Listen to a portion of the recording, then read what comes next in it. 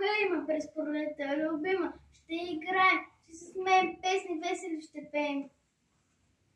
Българските народни традиции и празници идват от дълбока древност. Чрез тях ние оставяме и предаваме на тези след себе си заветите на предците си.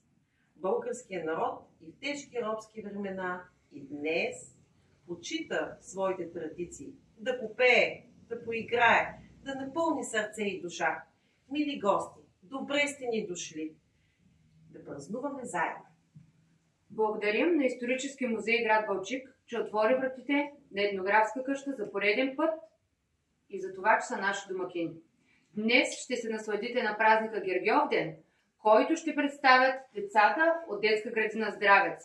А защо хората обичат толкова Свети Георги? Сега ще разберем от легендата. Веднъж Свети Георги видял една красива девойка да плаче край езерото. Попитал я защо е толкова тъжна. И тя му разказала, че в водата живеел един змей, който се да разреши на хората от селото да имат вода. Трябвало всяка година да му дадат по една хубава девойка. Тази година било нейн ред, а тя не искала да бъде изядена от змия. Като чул това, светеца обещал да я спаси. Той се изкрил и зачакал. Когато змия е излязъл от езерото, Свети Георги се изправил пред него с печите и му отрязал главата. Така спасил всички от страшния змей.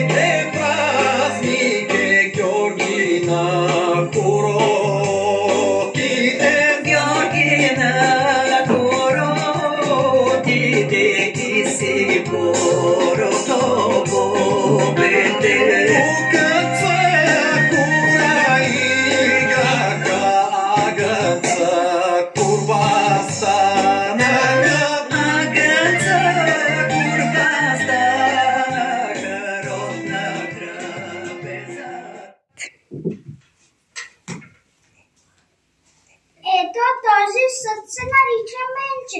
В него се дои млякото и също се огичва звенец. И в него се пускат монети. За има много мляко през годината. Гледайте, момиченцата, за да видят как се приготвя обредна пита, която е много важна част от обредите, които съпътстват днешния празник Гергьовден.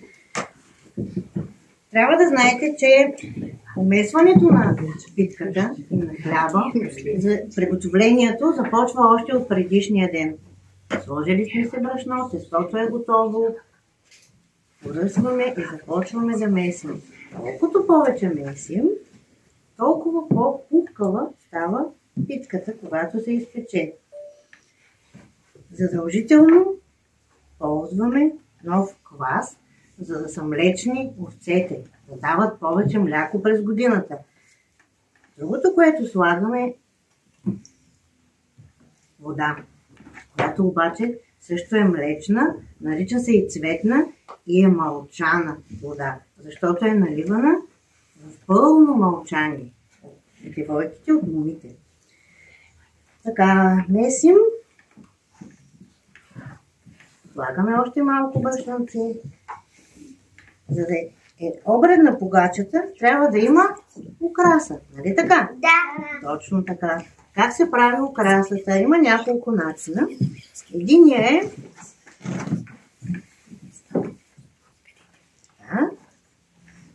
Единият начин е с ето този печат за хляб, който се използва винаги при направата на обредни питки и погачи за празници. На него има християнски символи. Трябва да има задължително кръст, но ние сега ще използваме другия начин за украса на хляба. Задължително трябва да има какво на гергьовденския хляб? Агънца, кошари, овчарска гега. Как получаваме? Колкото повече топки сложим върху питката, толкова повече агънца да има през годината. Украсяваме. Така, слагаме.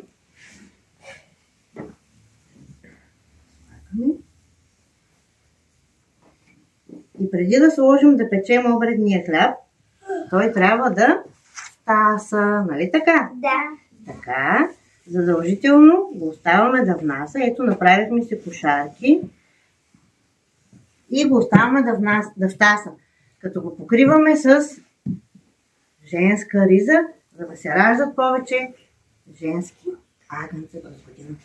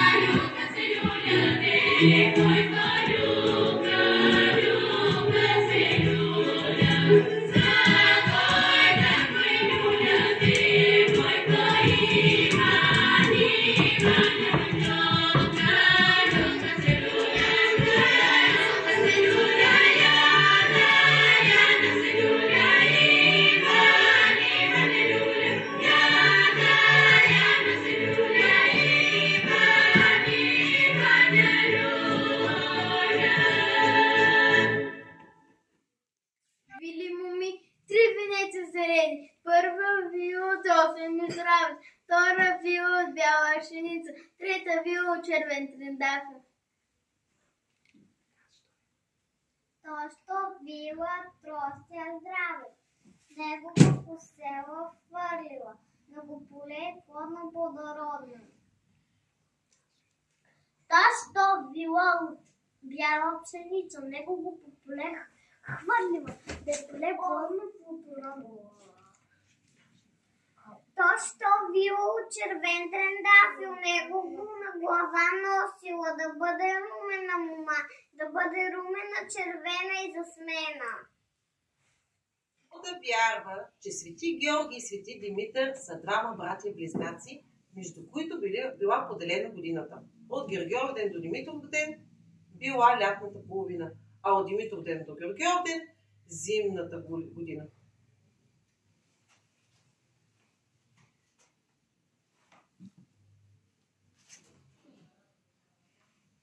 Така, на Гергьов ден започнало лятото и началото на новата селскостопанска година. Ето защо на този празник започваме много обичаи.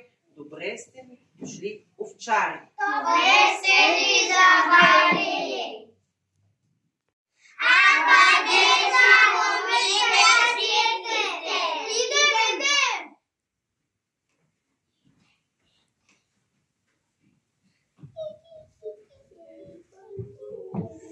Росе здравец сред корица, свих си росна китка, от мизухари кокица.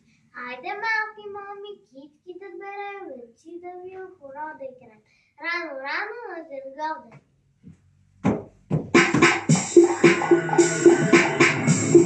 Свети, свети слънце и венци, Свети Георги здраве ни дари. Изумри